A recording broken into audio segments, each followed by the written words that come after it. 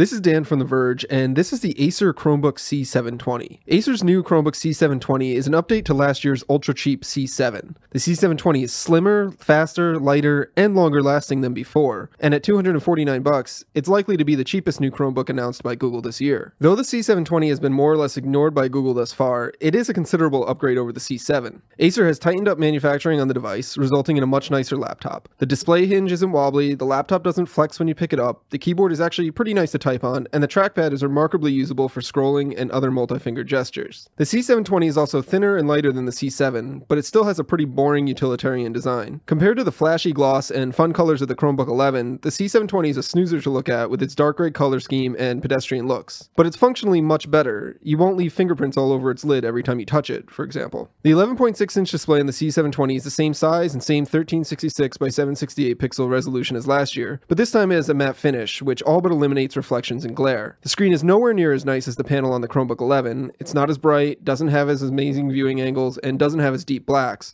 but it's perfectly usable and acceptable for this level of laptop. You do lose some neat design features found on the HP. Speakers are on the bottom of the computer instead of built into the keyboard. They get loud, but they really don't sound all that great. You can't charge it using a micro USB charger, and there's no cool light up strip to be found on the C720's lid. In exchange, you get a USB 3.0 port, a full HDMI out port, along with a USB 2.0 port, a full-size SD card reader, and a Kensington lock port. While the HP might be the fashionista of the Chromebook family, the C720 is the workhorse. The improvements to the C720's design and build quality are all welcome, but the biggest difference between it and the C7, and frankly, every other Chromebook, is found on the inside. The C7 is one of the first Chromebooks to hit the market with Intel's new processor, known as Haswell. This offers much better performance and usability, but more importantly provides dramatically improved battery life. The C720 is quoted at 8.5 hours of battery life by Acer and Google, nearly double that of the C7. In our tests, it really lives up to that claim.